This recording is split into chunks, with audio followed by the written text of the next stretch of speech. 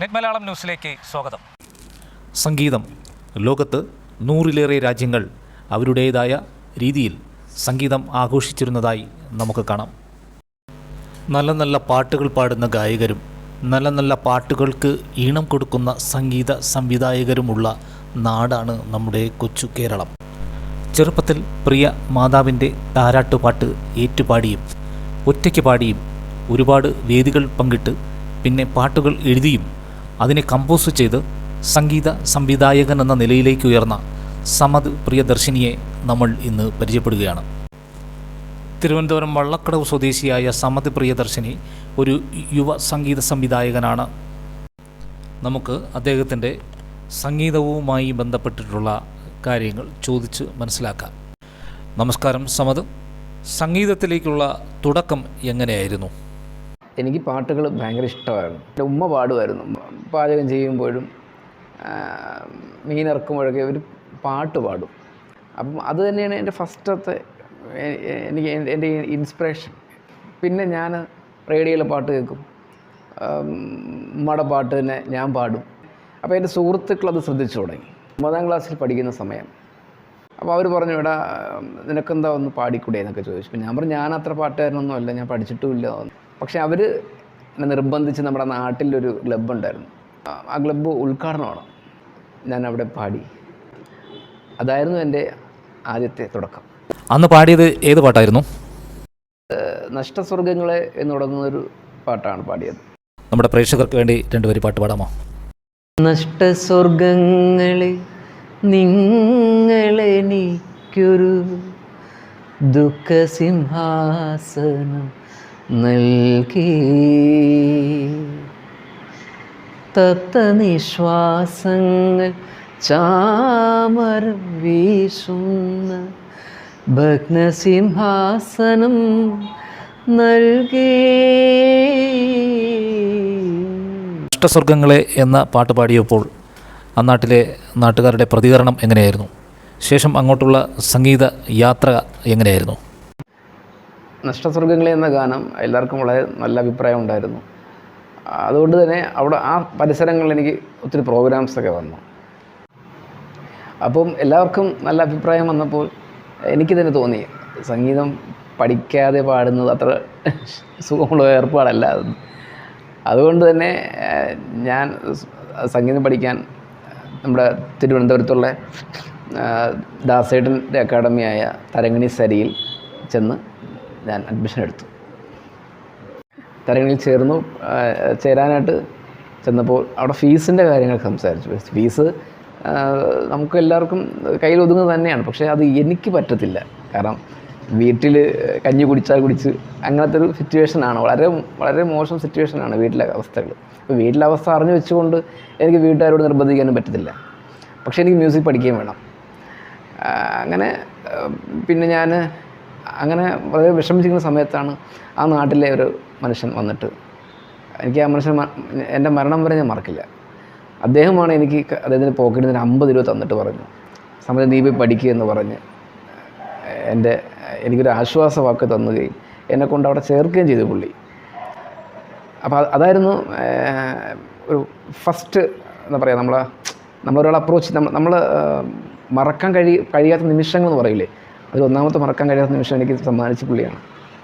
പിന്നെ part time ജോലിക്ക് പോകുമായിരുന്നു. വൈകുന്നേരങ്ങളിൽ ഒരു 7 മണിയൊക്കെ ആകുമ്പോൾ ഞങ്ങൾ അവിടെ ഒരു ഹോട്ടലുണ്ട്, ചെറിയ ഹോട്ടലാണ്, തട്ടുകട. അവിടെ പോയി പാത്രങ്ങൾ കഴുകി കൊടുക്കുമായിരുന്നു കട അടയ്ക്കുന്ന സമയത്തൊക്കെ.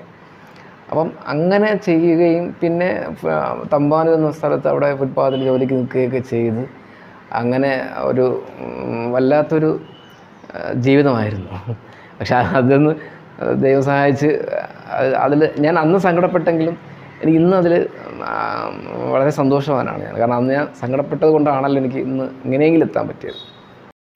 നിരവധി വേദികളിൽ പാട്ടുകൾ പാടി ജനശ്രദ്ധ പിടിച്ചു പറ്റിയ താങ്കൾ എപ്പോഴാണ് ഈ ഒരു സംഗീത സംവിധാനത്തിലേക്ക് എത്തിപ്പെട്ടത്? സംഗീത സംവിധാനത്തിൽ എത്തിപ്പെട്ടത് തികച്ച യാദൃച്ഛികമായിരുന്നു. കാരണം ഞങ്ങളുടെ ഗ്രൂപ്പിൽ 1-2 പ്രണയങ്ങളുണ്ടായിരുന്നു. ഇവന്മാരുടെ പ്രണയലേഖനങ്ങളിലൊക്കെ എൻ്റെ ഒരു കയ്യിപ്പുണ്ടായിരുന്നു. അപ്പോൾ ഞാൻ എന്തെങ്കിലും എഴുതി കൊടുക്കും. അപ്പം അതിൽ ഒരാളത് ചീറ്റിപ്പോയി.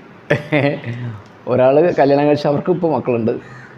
അവൻ പറയടാ ഞങ്ങളെ ഒന്നാക്കിയത് നിൻ്റെ എഴുത്താണെന്ന് പറയും. അതിലെന്താണ് പ്രത്യേകത എനിക്ക് ഇതുവരെ തോന്നിയിട്ടൊന്നുമില്ല. പക്ഷെ അത് അവനെന്തൊക്കെയോ ആയി. അവൻ ആ പെൺകുട്ടിക്ക് ഇഷ്ടപ്പെട്ടു, ആ ലിറിക്സ് ഇഷ്ടപ്പെട്ടു, അവർ തമ്മിൽ മേലെ ഇതായി. അപ്പോൾ അങ്ങനെയൊക്കെ ആയിരുന്നു ഒരു മ്യൂസിക്.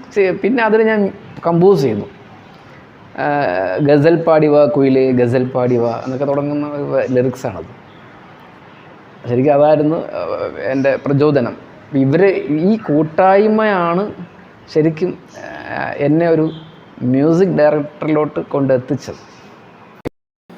സമദ് കമ്പോസ് ചെയ്ത പാട്ടുകൾക്കൊക്കെ ഒരു പ്രൊഡ്യൂസർ ഉണ്ടായിരിക്കണമല്ലോ.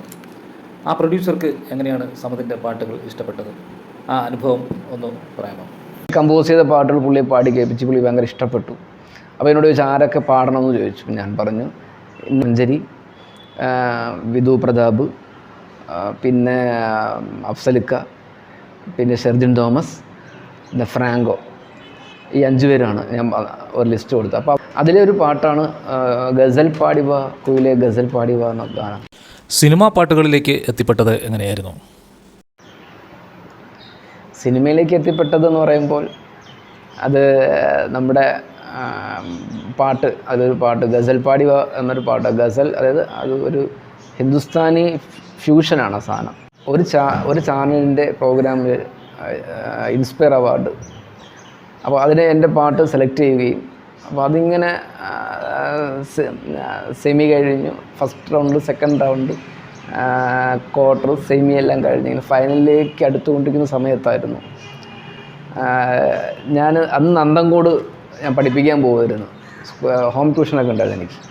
അപ്പോൾ അത് കഴിഞ്ഞിട്ട് ഞാൻ അവിടെ ഒരു ബസ് സ്റ്റാൻഡ് ഉണ്ട്, അവിടെ ഇങ്ങനെ ഒതുങ്ങി നിൽക്കുന്ന സമയത്ത് ഒരാൾ സ്കൂട്ടറിൽ വരുന്നുണ്ട്. അപ്പോൾ ഞാൻ കൈ കാണിച്ചു. അപ്പോൾ പുള്ളി വണ്ടി നിർത്തി, പുള്ളി എന്നെ കയറ്റി. ഞങ്ങൾ സംസാരിച്ചു കൊണ്ട് പോവുകയാണ് അമ്പഴം. അപ്പോൾ പുള്ളി പറഞ്ഞു എന്ത് ചെയ്യുന്നു, ഞാൻ കാര്യം സംസാരിച്ചു, പുള്ളിയുടെ കാര്യങ്ങൾ എന്നോട് പറഞ്ഞു. അപ്പോൾ പുള്ളി എന്നോട് പറഞ്ഞു ഞാൻ പാട്ട് കാണുമായിരുന്നു, ഒരാൾ ചെയ്തതാണ് ഗസൽ പാടിവ എന്നൊരു ഗാനം, എൻ്റെ ഫൈനൽ നാളെയാണ് എൻ്റെ ഫൈനൽ എന്നൊക്കെ പറഞ്ഞു. അപ്പോൾ ശരിക്കും ഞാനാണ് ചെയ്തത്, ഞാനത് പറഞ്ഞില്ല, ഞാൻ എൻ്റെ പുറകെ ഇരിക്കണം. അപ്പോഴൊന്നും ഞാൻ മിണ്ടിയിട്ടില്ല. അപ്പോൾ എന്നിട്ട് പുള്ളി പറഞ്ഞു ഞാൻ ഇങ്ങനെ കലാകാരനാണ്, ഞാൻ എഴുതുകയൊക്കെ ചെയ്യുന്നൊക്കെ പുള്ളി എന്നോട് സംസാരിച്ചു. അപ്പോൾ ഞാൻ ഇറങ്ങുന്നതിന് തൊട്ട് മുന്നേ സാറിനോട് പറഞ്ഞു, സാറേ ഗസൽ പാടി വന്ന ആ ഗാനത്തിൻ്റെ മ്യൂസിക് ഡയറക്ടർ അത് എഴുതിയതും ഞാൻ തന്നെയാണെന്ന് പറഞ്ഞു. അപ്പോഴത്തേക്ക് ഞാൻ ഇറങ്ങേണ്ട സ്ഥലം എത്തി. പുള്ളി വണ്ടി നിർത്തിയിട്ട് എന്നോട് പറഞ്ഞു നന്നായി വാ മോനെ, നന്നായി വാ, നിൻ്റെ പാട്ട് വളരെ നല്ല പാട്ടാണ്, എനിക്ക് ഇഷ്ടപ്പെട്ടു, നിൻ്റെ ഫങ്ഷന് ഞാൻ വരും. അപ്പോൾ ഞാൻ പുള്ളീനെ ഇറക്കിയിട്ട് കൈയൊക്കെ തന്നു. പുള്ളി അങ്ങ് പോയി. എനിക്കറിയില്ല ഇതാണ് GR ഇന്ദുഗോപനാണ് എന്നുള്ളത്, എനിക്കറിയില്ല. എൻ്റെ ഉമ്മയുടെ ആ ഒരൊറ്റ താരാട്ട് പാട്ടിലാണ് ഞാനിന്നൊരു മ്യൂസിക് ഡയറക്ടറായത്. സമദ് പ്രിയദർശിനി എന്ന ഒരു മ്യൂസിക് ഡയറക്ടർ. യുവ സംഗീത സംവിധായകൻ സമദ് പ്രിയദർശിനിക്ക് നെറ്റ് മലയാളം ന്യൂസിൻ്റെ നന്ദി.